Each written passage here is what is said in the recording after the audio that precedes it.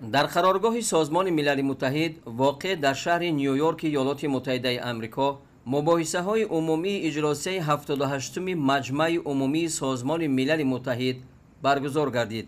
зимни иштирок дар кори иҷлосия асосгузори сулҳу ваҳдати миллӣ пешвои миллат президенти ҷумҳурии тоҷикистон муҳтарам эмомалӣ раҳмон бо нутқи пурмуҳтаво баромад намуданд. дар рафти суханронӣ сарвари давлат муҳтарам эмомалӣ раҳмон таваҷҷӯҳи ҳозиринро ба масъалаҳои таҳдиду хатарҳои ҷаҳони муосир, вазъи мураккаби сиёсии ҷаҳон ва таъсири онҳо ба иқтисоди кишварҳо, ташаккули иқтисоди сабз, рушди тавлиди энергияи сабз, мушкилоти глобалии сайёра аз ҷумла тағйирёбии иқлим, талошҳои муштарак баҳри пешгирии аз офатҳои табиӣ ва ташаббусҳои ҷаҳонии Тоҷикистон оид ба ҳалли мушкилоти обӣ ва иқлимии сайёра ҷалб карданд. таъкид гардид ки дар шароити ҳассоси имрӯза ҷомеаи ҷаҳонӣ беш аз ҳар замони дигар ба ҳамбастагӣ ва эътимод ниёз дорад. терроризм, ифротгароӣ ва ҷиноятҳои муташаккили фаромарзӣ, мусаллаҳшавии бошитоб, инчунин авҷ гирифтани ҷанги сард ба пойдории сулҳу субот, амният ва рушди байналмилалӣ таҳдид мекунад. ҳамзамон бо ин оқибатҳои хатарбори тағйирёбии иқлим, гармшавии шадид, обхезӣ, хушксолӣ, сӯхтор ва дигар офатҳои табиӣ, камобӣ ва гуруснагӣ хатари ҷиддӣ эҷод карда истоданд. дар ин зимн саъю талошҳои муштарак ҷиҳати рафъи ин хатару таҳдидҳо ва расидан ба ҳадафҳои рӯзномаи 2030 амри ҳатмӣ гардидааст. аз ин лиҳоз мавзӯи ҷаласаи 78-уми маҷмаъи умумии созмони милали муттаҳидро зери унвони барқарорсозии эътимод ва ҳамбастагии ҷаҳонӣ, суръат бахшидан ба амалҳо оид ба рӯзномаи 2030 ва ҳадафҳои рушди устувор дар самти сулҳ, шукуфоӣ, пешрафт ва устуворӣ иқдоми саривақтӣ шуморида аз он истиқбол менамоем, таъкид доштанд президенти мамлакат муҳтарам эмомалӣ раҳмон. таъсири тағйирёбии иқлим дар саросари ҷаҳон афзоиш меёбад.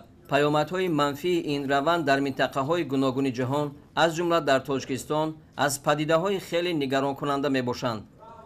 дар ин зимн президенти мамлакат муҳтарам эмомалӣ раҳмон иброз доштанд ки Тоҷикистон ба чаҳорчӯбаи сендай оид ба коҳиши хатари офатҳои табиӣ ки ба мусоидат дар такмили низоми огоҳсозии бармаҳал, афзоиши сармоягузорӣ ва расондани кӯмаки молиявӣ ба кишварҳои рӯ ба тараққӣ ва камтараққӣ равона гардидааст, аҳамияти хоса медиҳад. обшавӣ бо суръати пиряхҳо яке аз манбаи асосии оби тоза, андешидани тадбирҳои мушаххас аз ҷумла пажӯҳиш, ҷамъоварӣ ва коркарди маълумот ва ҳамкориҳои амиқи байналмилалиро тақозо мекунад.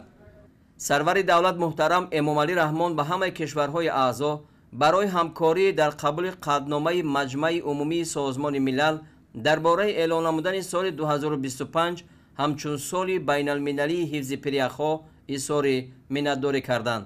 аз натиҷаҳои бобарори конфронси байналмилалии созмони милали муттаҳид оид ба шарҳи фарогири миёнамуҳлати ҳадафҳои 10-солаи байналмилалии амал об барои рушди устувор солҳои 2018-2028 ёдовар шуда, пешвои миллат муҳтарам эмомалӣ раҳмон изҳори бовар намуданд ки татбиқи ӯҳдадориҳои дар конфронс гирифтаи ҷомеаи ҷаҳонӣ ҷиҳати расидан ба ҳадафи шашуми ҳадафҳои рушди устувор ва ҳалли дигар масъалаҳои байналмилалии вобаста ба об мусоидат хоҳад кард.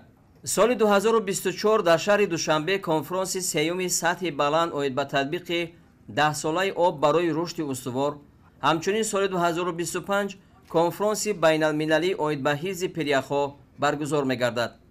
интизор меравад ки ҷомеаи ҷаҳонӣ дар ин чорабиниҳои муҳими байналмилалӣ иштироки фаъол хоҳад дошт.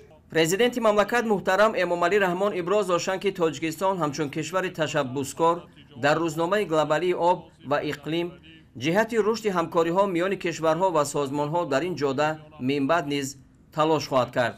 таъкид гардид ки дар шароити муосир ташаккули иқтисоди сабз яке аз вазифаҳои мубрами инсоният гардидааст.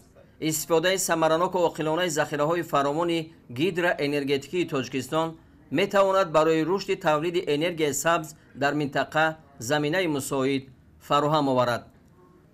вобаста ба вазъи сиёсӣ дар минтақа ва ҷаҳон сарвари давлат оид ба талошҳову ташаббусҳои созандаи Тоҷикистон аз ҷумла қабули стратегияи миллии мубориза бо терроризм ва ифротгароӣ барои солҳои 2021-2025 ва дар соли 2024 дар ҳамкорӣ бо ҷомеаи ҷаҳонӣ дар душанбе баргузор кардани конфронси навбатии байналмилалӣ оид ба мубориза бо терроризм ва маблағгузории он андешаронӣ карданд.